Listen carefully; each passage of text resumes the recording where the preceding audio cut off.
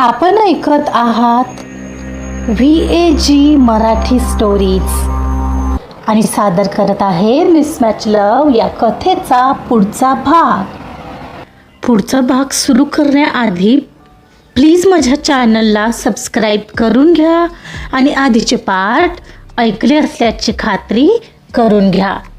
चला सुरुवात करते मिसमॅच लव भाग 13. काही वेळानंतर गाडीचा वेग मंदावल्याचं गार्गीच्या लक्षात आलं. एका भव्य अशा दिसणाऱ्या बंगल्याच्या गेटसमोर येऊन गाडी थांबली होती. ते लोखंडी गेट इतकं भव्य होतं की गार्गीला स्वतःच्या क्षुल्लक अस्तित्वाची तीव्र जाणीव झाली.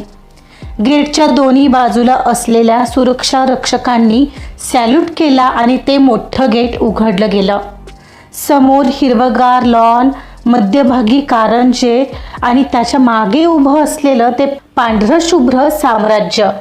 तिथेच एका संगमरवरी शिळेवर कोरलं होतं इनामदार व्हिला.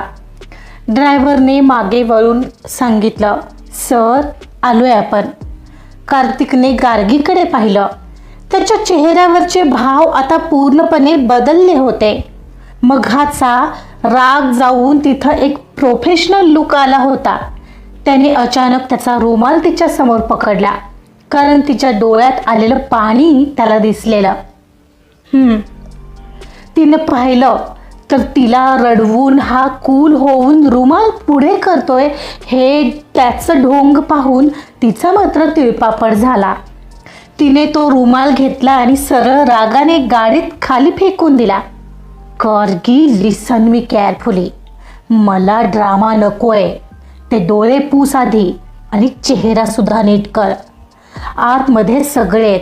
तिथे मला तुझा हा दुःखी आत्मावाला चेहरा नकोय. चेहऱ्यावर एक हॅप्पी स्माईल हवी आहे, कळलं का?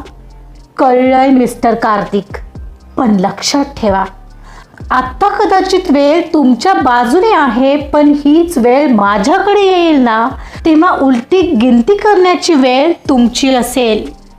म्हणत तिनं पटकन बोटाने डोळे टिपले आणि स्वतः दुसऱ्या साईडचं कारचं डोअर उघडून बाहेर आली.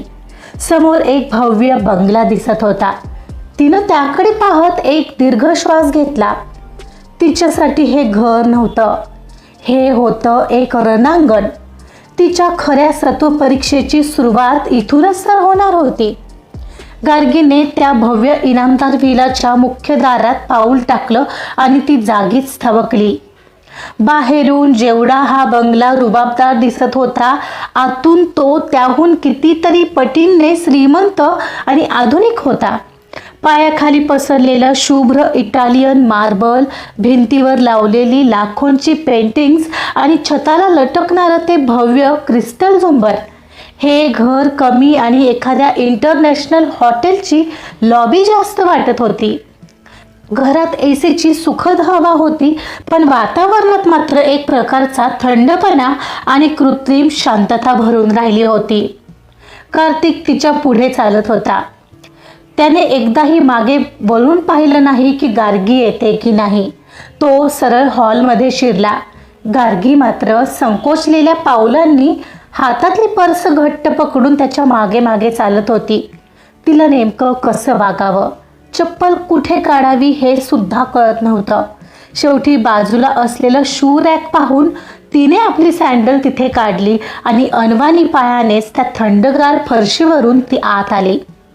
हॉलमध्ये घरातील सगळे सदस्य उपस्थित होते. कार्तिकचे डॅड श्रीकांतराव, मॉम गायत्री, मनीष काका, निधी काकी आणि एका बाजूला सोफ्यावर पाय दुमडून मोबाईलमध्ये डोकं घालून बसलेली कार्तिकची बहीण क्षिती. गार्गीला पाहताच त्यांच्या आपापसातील गप्पा अचानक थांबल्या. सगळ्यांच्या नजरा एकाच वेळी गार्गीवर खिळल्या. तिला मात्र ओशाळल्यासारखं झालेलं. तिने कसे बसे ओठ रुंदावले. गायत्रीने गार्गीकडे वरपासून खालपर्यंत पाहिलं. त्या नजरेत एक थंडपणा होता. ती फक्त एखाद्या वस्तूचं निरीक्षण करावं तसं डोळ्यात कोणत्याही भावना न आणता तिच्याकडे रोखून बघत होती. पण तिच्या त्या भेदक नजरेने गार्गीला आणखीनच ऑकवर्ड झालं. तिने ओठांवर एक लाजाळू हसू आणलं आणि मान झुकून नम्रपणे म्हटलं, नमस्कार. त्यावर गायत्रीने चेहऱ्यावरचे भाव जराही न बदलता फक्त मानच हलवली. बस ना. त्यांनी समोरच्या रिकाम्या सोफ्याकडे बोट दाखवलं. त्यांचा आवाज अतिशय औपचारिक होता. गार्गी मुकाट्याने सोफ्याच्या एका कोपऱ्यात अंग चोरून बसली. तिला वाटलं आता कोणीतरी काहीतरी बोलेल, पण तसं काहीच झालं नाही. घरात कार्तिकची होणारी बायको, या घराची होणारी सून खरं तर पहिल्यांदा घरी आली होती, पण वातावरणात कमालीचा तणाव जाणवत होता. तरीही गायत्रीने घराण्याची रीत म्हणून बाजूला उभ्या असलेल्या नोकराला खून केली.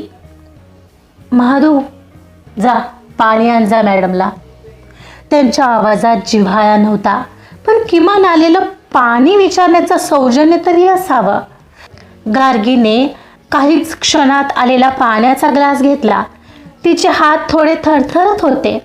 तिने एक घोट पाणी घेतलं आणि ग्लास टिपॉयवर ठेवला, पण पुन्हा तीच जीवघेणी शांतता. गार्गीला खूपच ऑकवर्ड वाटायला लागलं होतं. कार्तिक तर तिथेच होता, पण फोनमध्ये डोकं घालून बसला होता.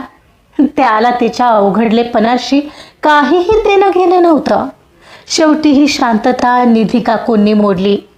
तसंही त्यांना हे लग्न कसंही करून व्हावं असं वाटत होतं, कारण कार्तिकच्या लग्नानंतर त्यांच्याही काही योजना होत्या. त्यामुळे त्यांनी थोडा पुढाकार घेतला आणि हसून तिला विचारलं, नाव काय म्हणालीस तुझं? गार्गी. गार्गीने हळू आवाजात उत्तर दिलं. आणि शिक्षण काय झालंय, म्हणजे काय करतेस तू? निधीने चौकशी केली. माझं फॅशन डिझायनिंग झालंय आणि माझं स्वतःचं बुटीकही आहे, गार्गीने अभिमानाने सांगितलं. अरे वा, छान. मनीष काकांनीही मान डोलावली. त्यांच्या बोलण्याने गार्गीला थोडं हायसं वाटलं. इतक्यात वरच्या मजल्यावरून कोणाच्या तरी येण्याची चाहूल लागली. जिन्यावरून जड पावलांचा आवाज येत होता. आली का माझी नाचून? एक भारदस्त पण अतिशय प्रेमळ आवाज हॉलमध्ये घुमला. गार्गीने वर पाहिलं. दादासाहेब हसत हसत खाली येत होते. पांढरा शुभ्र कुर्ता पायजमा आणि चेहऱ्यावर एक वेगळंच तेज. त्यांना बघताच हॉलमधील सगळे थोडे सावरून बसले. कार्तिकही सोफ्यावर नीट बसला. गार्गी आदराने उभी राहिली. दादासाहेब गार्गीच्या जवळ आले. त्यांच्या डोळ्यात गार्गीबद्दल जे कौतुक आणि जिव्हाळा होता, तो मघाशी कोणाच्याच डोळ्यात दिसला नव्हता. ये गार्गी, स्वागत आहे तुझं इनामदार व्हिलामध्ये. बस बस, अशी उभी काय राहिली आहेस? त्यांनी प्रेमाने तिच्या डोक्यावरून हात फिरवला. त्या एका स्पर्शाने गार्गीला या परक्या घरात थोडा आधार मिळाल्यासारखं वाटलं. अरे काय मख्खपणे बसलाय सगळे, जरा बोला तिच्याशी. पहिल्यांदा घरी आली आहे ती आपल्या. काय रे कार्तिक, तिची ओळख करून दिलीस की नाही? हो, तुमचीच वाट बघत होतो. कार्तिक खोटं बोलला. ठीक आहे, आता मीच ओळख करून देतो तिची. दादासाहेबांनी सगळ्यांकडे पाहिलं आणि ओळख करून द्यायला सुरुवात केली. गार्गी, ओळख करून घे. त्यांनी श्रीकांतरावांकडे हात केला. हे कार्तिकचे डॅड श्रीकांत आणि ही मॉम गायत्री. नमस्कार. गार्गीने लगेच त्या दोघांना हात जोडले. त्यानंतर दादासाहेबांनी मनीष आणि निधीकडे बोट दाखवलं. हे तुझे चुलत सासरे मनीष आणि ही चुलत काकी सासू निधी. गार्गीने त्यांनाही तिथून हात जोडून नमस्कार केला आणि शेवटी कोपऱ्यात बसलेल्या मुलीकडे बघत ते म्हणाले, आणि ती तिथे बसली आहे ना मोबाईलमध्ये डोकं घालून, ती या घराची शेंडेफळ, कार्तिकची लहान बहीण क्षिती. दादासाहेबांनी नाव घेतल्यावर क्षितीने फक्त एकदा मान वर करून गार्गीकडे पाहिलं. एक कोरडी स्माईल दिली आणि पुन्हा मोबाईलमध्ये डोकं घालून बसली. आणि हो, श्रियांशी, ती या मनीषची मुलगी आहे. कार्तिकपेक्षा 2 वर्षांनी लहान, पण सध्या ती इथं नाही आहे. ती शिक्षणासाठी लंडनला गेली आहे. ओके, गार्गी म्हणाली. श्रीकांतराव आणि मनीष यांनी प्रतिनमस्कार केला, पण गायत्री देवींच्या चेहऱ्यावर अजूनही तोच थंडपणा होता. बरी आहे तशी दिसायला, नाही? निधी गायत्रीच्या कानाशी पुटपुटली. ठीक आहे, कशीही असली तरी त्याने काय फरक पडतो, हे तर नाटकच आहे ना, गायत्री म्हणाली. दोघींची काहीतरी कुजबूज चाललेली पाहून आता गार्गीलाही ऑकवर्ड वाटलं, पण तिनं नजर दुसरीकडे वळवली. एवढ्यात दादासाहेबांनी कार्तिककडे पाहिलं. पाहतात तर तो कधीचा मोबाईलमध्येच होता. पाहून त्यांनी धारदार आवाजात कार्तिकला धारेवर घेतलं. कार्तिक, काय मोबाईलमध्ये डोकं घालून बसलायस? 2 मिनिट बाजूला ठेवता येत नाही का तो फोन? अहो ग्रँडपा, ऑफिसचंच काम करतोय मी, थोडा वेळ बाजूला ठेव. अरे गार्गी पहिल्यांदाच घरी आली आहे आपल्या, जा तिला आपलं घर दाखव. आपली माणसं, घर माहिती नको का व्हायला तिला आता? कार्तिकला खरं तर हे अजिबात नको होतं. त्याला गार्गीसोबत 1 सेकंदही घालवण्यात रस नव्हता. मी आलो असतो दाखवून, पण ग्रँडपा, नेमका आत्ताच एक अर्जंट कॉल आला आहे ऑफिसमधून, खूप महत्त्वाचं आहे, मला जावं लागेल, असं सांगून गार्गीकडे न बघताच एक्सक्यूज मी म्हणत तो फोन कानाला लावून तिथून सटकला. गार्गीचा चेहरा पडला. ज्याच्यासोबत ती या घरात आली होती तोच तिला असं वाऱ्यावर सोडून गेला होता. तिला तिथं सगळ्यांसमोर उभं राहायला खूप ऑकवर्ड वाटत होतं. दादासाहेबांचा चेहरा थोडा पडला. गायत्री, जा अगं, तू तरी तिला आपलं घर दाखव, दादासाहेब म्हणाले. पण तेवढ्यात निधिका खूप पटकन उठल्या. त्यांना ही संधी साधायची होती. काही हरकत नाही बाबा, कार्तिकला काम असेल, मी आणते ना दाखवून तिला आपलं घर, चल गार्गी. हो म्हणत ती उठली. निधी गायत्रीला घेऊन गेली तेव्हा दादासाहेबांचा आवाज पुन्हा मोठ्याने घुमला. गायत्री, काय झालं बाबा? अगं जा, तिच्यासाठी काहीतरी खायचं बघ, इथेच अशी बसून काय राहिलीयेस? तुला थोडा सुद्धा उत्साह नाही आहे का? अगं कार्तिकची होणारी बायको आज आपल्या घरी आली आहे पहिल्यांदा, आणि तुला काहीच कौतुक नाही त्याचं? अहो महादूला सांगितलंय मी ऑलरेडी, आता मी तिथे जाऊन आणखीन काय करू? जा तू जाऊन बघ किचनमध्ये पर्सनली. अहो बाबा, पण हे सगळं नाटकच आहे ना, मग त्यात काय एवढं? गरीब घरातल्या तिच्या पुढे पुढे मी करायचं का आता? गायत्री म्हणाली. गायत्री, मी आता काय सांगतोय ते नीट ऐक. मनीष, श्रीकांत, मी आजपर्यंत हे बोललो नाही, पण आज बोलतोय. ही मुलगी वेगळी आहे, ही मुलगी वेगळी आहे. आपल्या कार्तिकला तीच नीट करू शकते, तेव्हा तीच या घराची सून कायमची असेल. हे तुम्ही जितक्या लवकर एक्सेप्ट कराल तितकं चांगलं राहील. पण म्हणजे बाबा, नीट म्हणजे काय?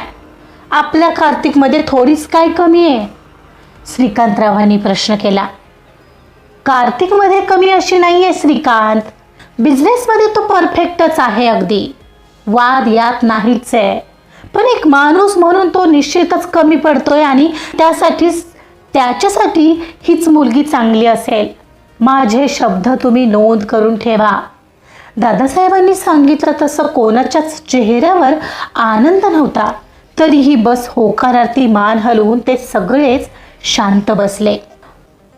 हॉलमधला तो तणाव मागे सोडून गार्गी निधीसोबत वरच्या मजल्यावर आली होती. निधी ज्या उत्साहाने तिला घर दाखवत होती ते बघून गार्गीला थोडा दिलासा मिळाला. किमान या घरात कोणीतरी आपल्याशी हसून बोलतं याचं तिला कौतुक वाटलं. हे बघ गार्गी, हे घर वरून अजूनही सुंदर दिसतं, पण माणसं मात्र थोडी कठीण आहेत बघ. निधीने पायऱ्या चढताना गार्गीचा हात धरत अगदी विश्वासात घेतल्यासारखं म्हटलं. गार्गीला तिचं हे असं हात धरणं आणि मोकळेपणाने बोलणं भावलं. हो काकू, मला खाली खूप ऑकवर्ड वाटत होतं.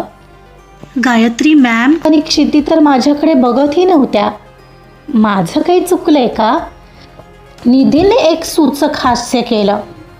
अगं त्यांचा जास्त विचार करू नकोस. गायत्री वहिनींना स्वतःच्या श्रीमंतीचा खूप गर्व आहे आणि क्षितीचं तर विचारूच नकोस.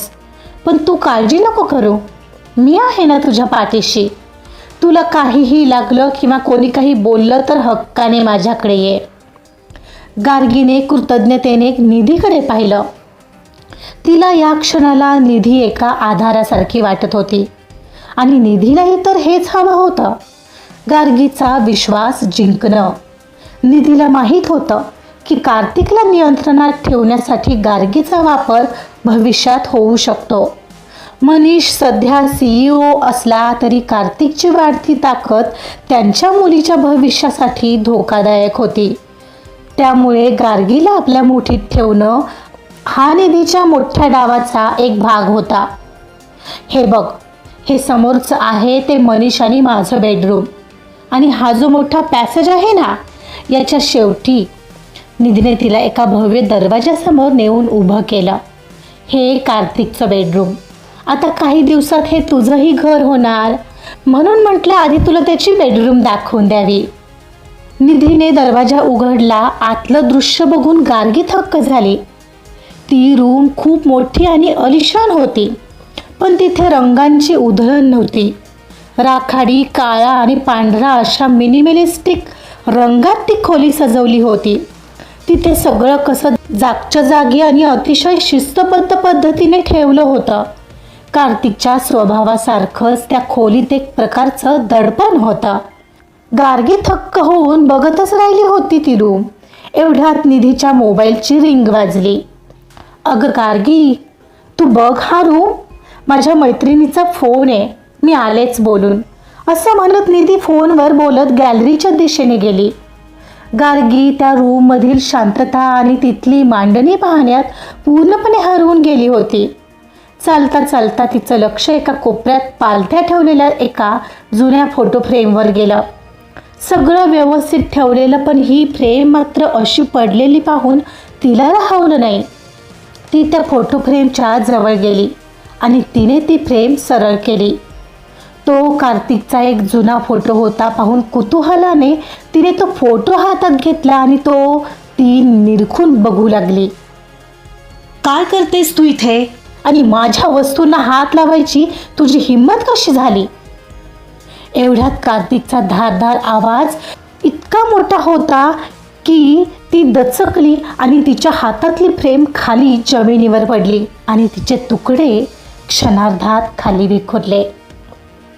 आजचा भाग इथंच संपलेला आहे.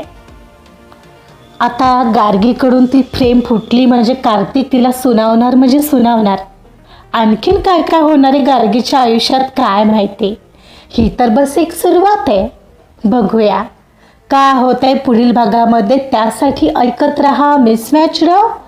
आणि कथा आवडत असेल तर प्लीज लाईक करा, सबस्क्राईब करा आणि शेअर सुद्धा करा. Thank you so much.